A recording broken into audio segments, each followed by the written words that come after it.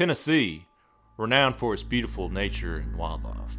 Picturesque scenery fills more than 50 state parks across the volunteer state. However, for one man, it wasn't all picnics and sightseeing.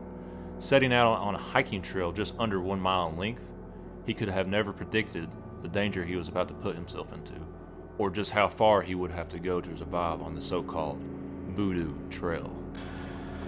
Well, it all happened so fast. I just wanted a nice stroll in the park. My friends, they knew that you shouldn't go down that trail. They called it the Voodoo Trail. I thought it was just a stupid nickname. Little did I know, right. Oh, 0.7 miles. That's not so bad.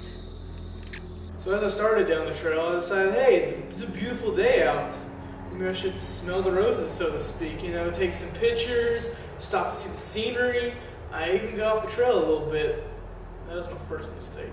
Unfortunately, he failed to take note of the dense autumn leaves that blanketed the ground, obscuring the intended trail. He would soon come to wish he had been more observant on that fateful day. I thought, what's the worst that could happen? 0.6, 0.7 miles? That's nothing. I had plenty of daytime left. So I thought. I was wrong! Considering this will only take me 15 minutes, I should take plenty of time to look at the water, take some pictures. This will be an easy trail. The pictures? Well, they turned out beautifully. The day, you can't say the same for.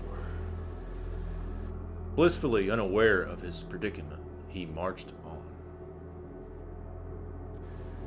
I was just moseying along. Suddenly I noticed it's getting a little dark, and it's taking a little longer than I expected.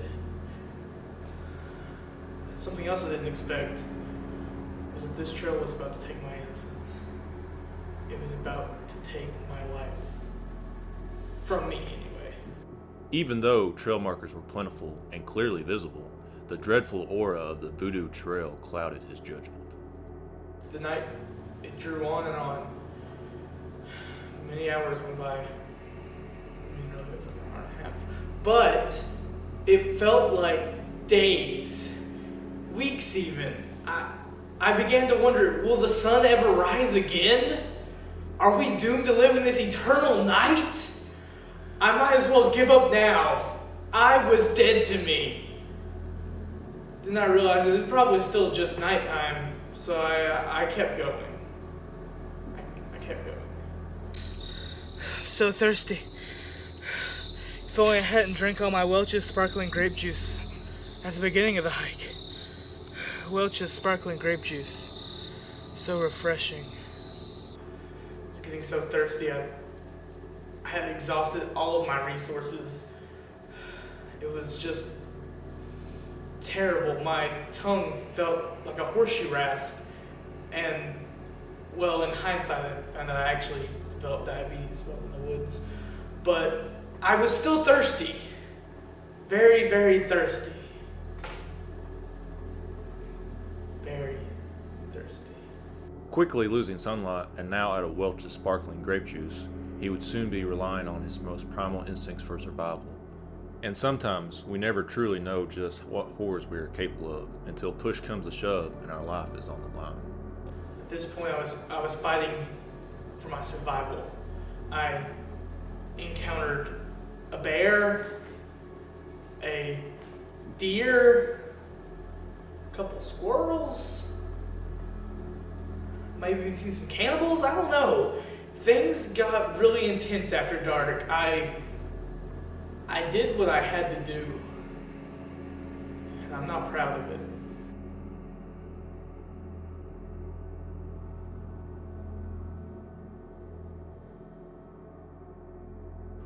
Suffice it to say, I did some bad stuff to survive. When I saw that bear, I knew I had to run, because what kind of a person would fight a bear? That's stupid.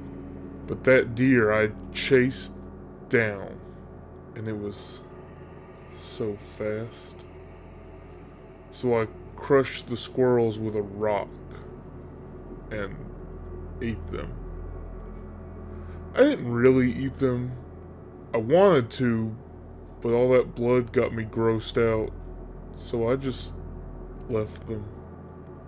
I wasn't that hungry, and it had only been an hour, and I had just eaten, but I needed to survive. But those, if you've never crushed a squirrel with a rock, don't. It is disgusting. But this wasn't the only nightmare he had to endure. In the deep darkness of that autumn night, he was about to face his most devastating ordeal yet. And then there was, the whole bit about losing my virginity. Metaphorically, of course.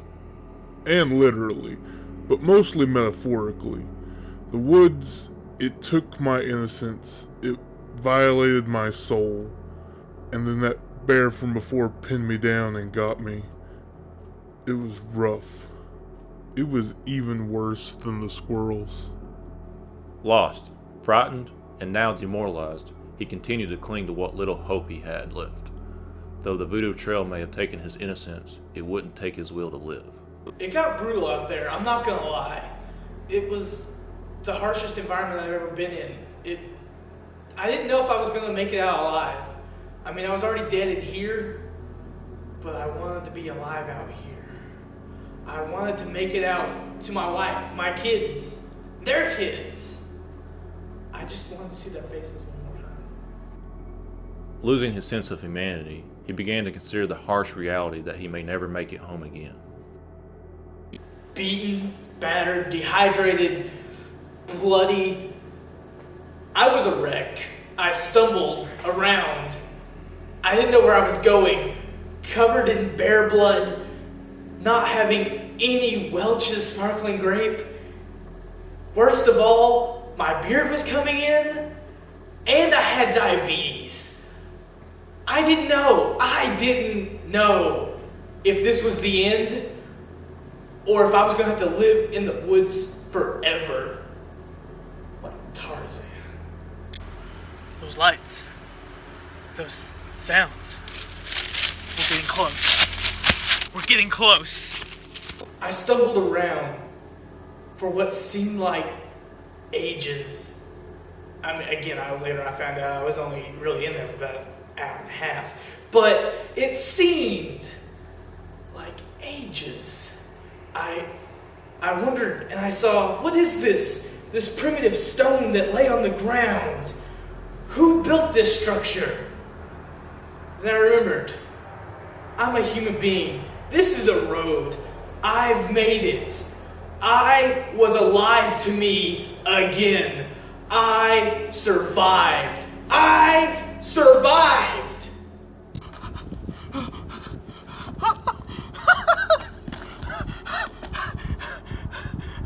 We're saved! Finally making his way back to civilization, he began to remember who he once was. A new day was dawning, and though many years of rehabilitation and therapy awaited him, he had made it. With a new lease on life and an insatiable thirst for Welch's sparkling grape juice, he returns to his family, vowing to never let the smallest moment slip by. Now he understood that you never know which sip of Welch's sparkling grape juice may be your last.